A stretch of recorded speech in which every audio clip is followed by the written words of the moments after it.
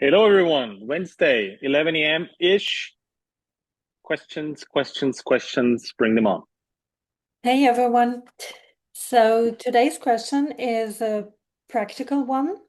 How to get your first pull-up? What can you Mhm. give us a roadmap?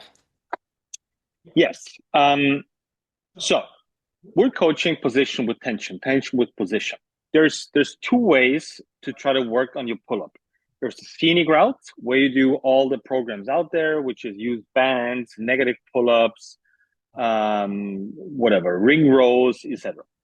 That might work or not. This is just doing exercises and certain rep schemes, putting volume behind it, etc. The way we do it, I hope it's a direct way. At least that's what happens in reality and in practice. Is you have to understand what you're looking for in terms of position and in terms of tension, because otherwise you're gonna take the D route, the derouting, and you're gonna stop on that scenic route like 25 times because this is a better exercise or this is a better exercise. I don't care about the exercises you do. I care about the following. When you wanna get your first pull up or the second, third, fifth, doesn't really matter. You have to position wise only take care of two things. This means while you pull yourself up, your elbows should go from the inside toward the outside, and your shoulder blades should move together and stay down. Now you do whatever your exercise you want to do and adjust those hips to them. If you want to have some tips from me, which exercise to do, you can start with a simple ring row. You can do twisted ring rows where you start like this, you pull up, and the only thing you're going to focus on is keeping your shoulder blades down, bringing the shoulder blades together, and getting your elbows from the inside as far to the outside as you can.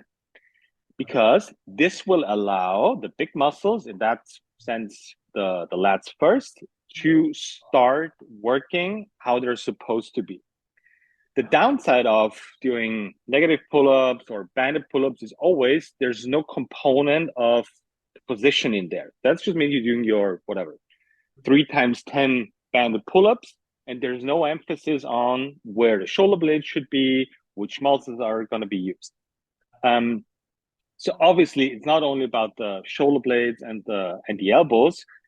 Obviously, we're going to do whatever lat pull downs, we're going to do rows, but always with the called the bone rules underneath them. So no matter if I do a Yates row or a lat pull down or a pull up or any other rowing exercise for your lats, shoulder blades together.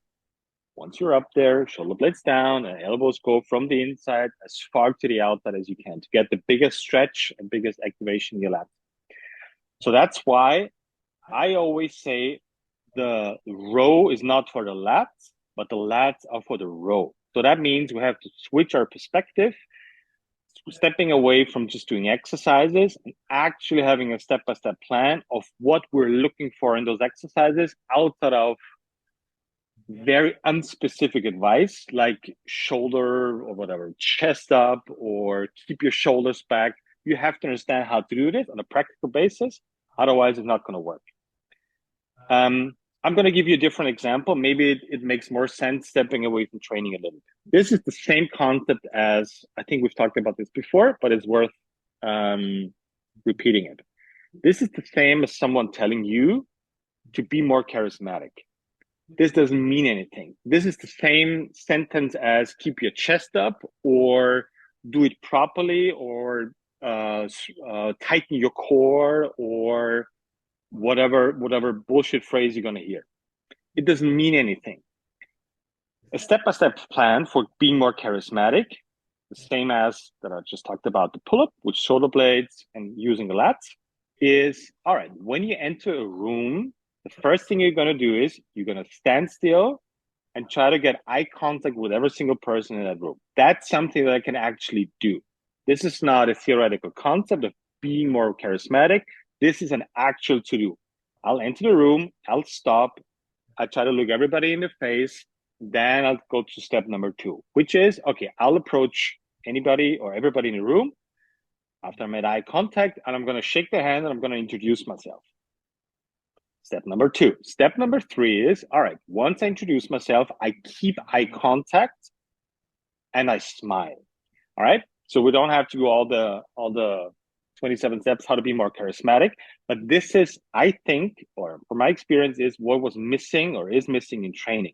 There's a lot of very general advice of doing how to do exercises, keeping your knees out, externally rotating, but it doesn't mean anything in practice for somebody that either just started training or maybe has not the greatest body awareness, right? So we have to create a system where you can not check the boxes, but actually have very simple, basic steps that you can practice. It's hard to do a pull up and pulling your shoulder blades together. This sounds super simple. It is not. It is actually really hard. But if you're not doing and practicing this, guess what? Other muscles are going to take over, which are going to push you further from achieving your pull-up. So the weird thing is, the more you do negative pull-ups, the more you do whatever banded pull-ups, the bigger your shoulders are going to get because you're just starting to pull with your shoulders. So that means you get those big melons on your shoulders, which nobody likes except the dudes, but your lats are not going to be engaged. So this is how we have to prep training, teach training, super simple, doable action steps that you have active control over, which means I know if I'm doing it right or not. I'm not dependent on somebody else standing right next to me to answering the question of, am I doing it right? Hmm. What is your argument now though if someone is like, I don't care about the fact that my shoulders are kind of like popping, and what is a good argument to explain to someone why it makes sense for them to have their lats actually work? Okay, I don't want to take away any excitement of anybody out there that just did their first pull up and they did it like this. This is totally fine, right? This is not the point.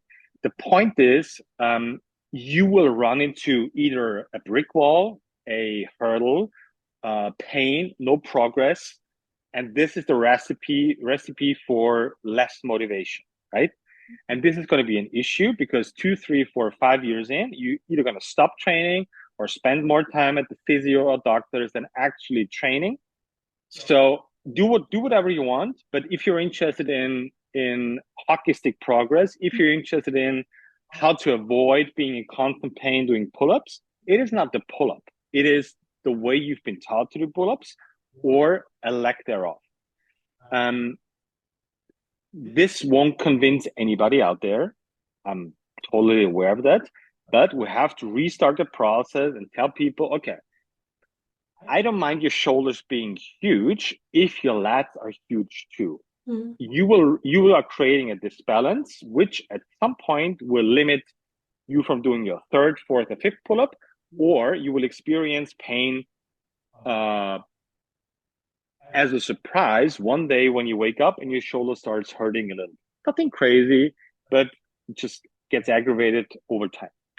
Um, this is only something that I can tell people from my experience. What's going to happen? You have to do your own mistakes, and they're totally fine. Everybody has to do the mistakes. So did I. That's great. But be aware that there is a step-by-step solution for it, and you can practice it on your own. And you mentioned that kind of like how we have, in a way, gotten that kind of backwards with exercises and muscle groups, which kind of like comes first. Why do you think that is actually in the fitness industry? That there is such an emphasis on the exercises instead of the underlying problems or kind of like ways out of that problem?